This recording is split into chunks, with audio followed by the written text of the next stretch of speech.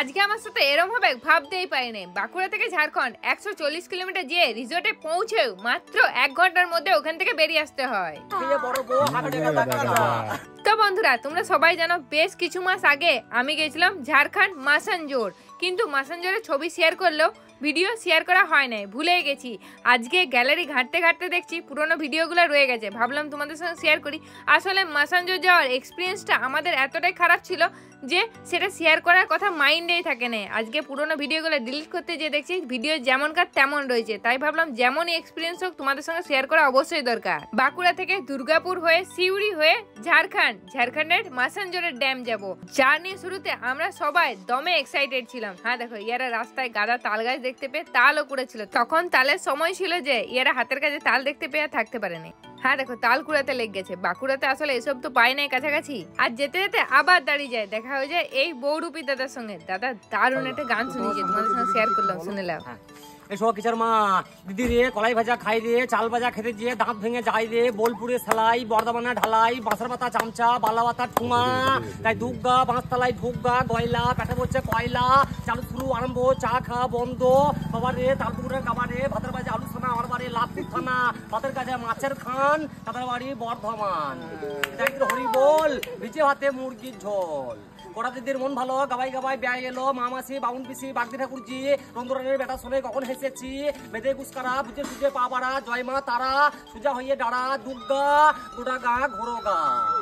মানে কি কিরণমালা জানে, কি কিরণমালা সবাই জানে, পাড়া ছেলেরা বিড়ি টানে, পান খাবো, মেয়ে হবো, পড়নোটা শাড়ি, কালা একটু যাবো বান্ধবীর বাড়ি, ইলিশ মাছের পিস বাউসলাকে দিয়ে যাবো কি, ছোট ছোট পিন দিয়ে তাদের বাড়ি নিম রে, হাতে কুনি পায়ে কুনি, তাদের বাড়ি বালি কুনি, চাঁদি জেলে ডাইনা গুড়, তাদের বাড়ি মহিষাপুর, হাক ডাকতে মারে ছোট, তাদের বাড়ি বগদোর, হাতে চুরি গায়ে কোট, তাদের বাড়ি মঙ্গল কোট, এত ভালোবাসে। বর্ধমানে টমাটারের চালানা মাথায় বসিয়ে দিয়েছে, সাড়ে 9টার গাড়িতে, বন্ধু হলো বাড়িতে, বন্ধু সোনাডারা বেগুন মাছে বাড়িতে, খিচাকদম মজা মাছে মধু ডম, লাল লাল জিলাপি, ফাঁকা ফাঁকা রস, আমি তো একটু বাঁশ তালাই, হরে কেষ্ট, আলু গুলের পোস্ত। হাট গেলাম, বাজার গেলাম, কিনে আনলাম আদা খেয়ে বড় বউ হাট যখন আমার রান্না ভালো কুলের বেগুনে, ফুল দিদিমন পুড়ে গেল টুসের আগুনে, আমি কে আসে কিছু আমার ফরবান, আর 6 টাকার বেগনি আর 4 টাকার মুড়ি, বেগনি মুরগি চলে যাবে, ঝোল ভাত খাবে না, দেবা দাও নানে ঝাঁটা করে খেয়ে দিয়ে দাও। বৌরূপী দাদার গান শুনে আলাদাই একটা এনার্জি পেলাম। ঝাড়খণ্ড পৌঁছায় গেছি আর কিছুক্ষণের রাস্তা, 140 কিলোমিটার রাস্তা, কম কথা নয়, দুজনেই কিন্তু মোটামুটি কেলি গেছি। ফাইনালি পৌঁছলাম মাসানজোর ড্যামে।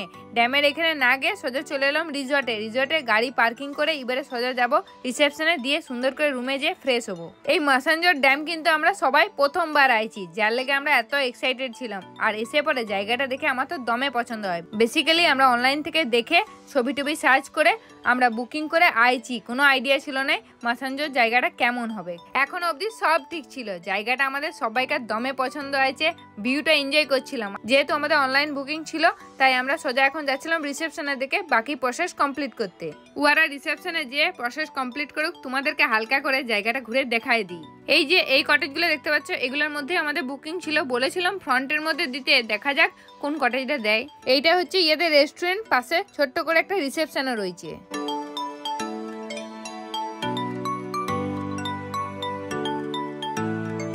রেস্টুরেন্টের এইদিকের ভিউটা যেমন সুন্দর, সিটিং এরিয়াটাও খুবই সুন্দর। এই মাসানজোর ড্যামটা কিন্তু খুব সুন্দর, যদিও আমরা কাছ থেকে দেখি না, ওই গাড়িতে আসার সময় দূর থেকেই দেখলাম, জায়গাটা দারুণ লাগলো।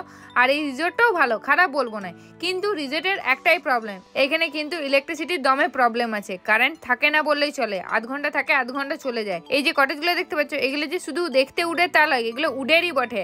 আর আমরা গেছিলাম দুর্দান্ত গরমে, যার লেগে খুবই প্রবলেমে পড়েছিলাম আমরা। কটেজগুলো প্লাইউড দিয়ে তৈরি বলে দমে গরম তো ছিলই, আর ওই যে বললাম ইলেকট্রিসিটি প্রবলেম, আধ ঘন্টা থাকে আধ ঘন্টা চলে যায়, যার লেগে এসিগুলো ভালো করে কাজ করছিল না, কম্প্রেসার তো অনই হচ্ছিল না।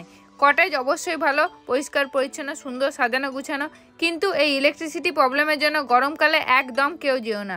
গরমকালে গেলেই আমাদের মতন ভোগান্তি হবে। দিনের বেলাতে তো গরমে কোথাও থাকতে হবে, রোদের টাইম, দিনের বেলায় এগুলো এতটাই গরম যেন মনে হবে তোমরা ইটভাটার ভিতরে ঢুকে আছো, এখানে কোনো মানুষের থাকা সম্ভবই নয়। এতটা জার্নি করে আইছি, জায়গাটা এক্সপ্লোর করার দমে ইচ্ছে ছিল, আর জায়গাটা পছন্দও হয়েছিল, তাই আমরা 1 ঘন্টা ধরে ওয়েট করছিলাম রুমগুলো একটু ঠান্ডা হওয়ার। রুমগুলো কোনো মতে ঠান্ডা হয় না, কারণ বারবার কারেন্ট চলে যাচ্ছিল। আস্তে আস্তে বুঝতে পারলাম এখানে থেকে লাভ নেই, এখানে সারাদিন থাকা যাবে না। নেয়। তাই রিসেপশনে যেয়ে কথা বললাম, টাকা রিফান্ড নিলাম, ওরা রিফান্ড দিয়েও দিয়েছিল। আর যেহেতু অনেক লেট হয়ে গেছিল তাই এখান থেকেই লাঞ্চটা করে আমরা বেরাই পড়ি, কারণ সামনাসামনি কোনো রিসর্ট কিছু নয়, খাবার পাওয়ার সম্ভাবনা খুব কম। এখান থেকে ঘর না যে সোজা আমরা যাওয়ার প্ল্যান করি, যার লেগে আমাদেরকে আরো 60 কিলোমিটারের উপরে জার্নি করতে হয়েছিল, মানে টোটাল 200 কিলোমিটার হয়ে গেল।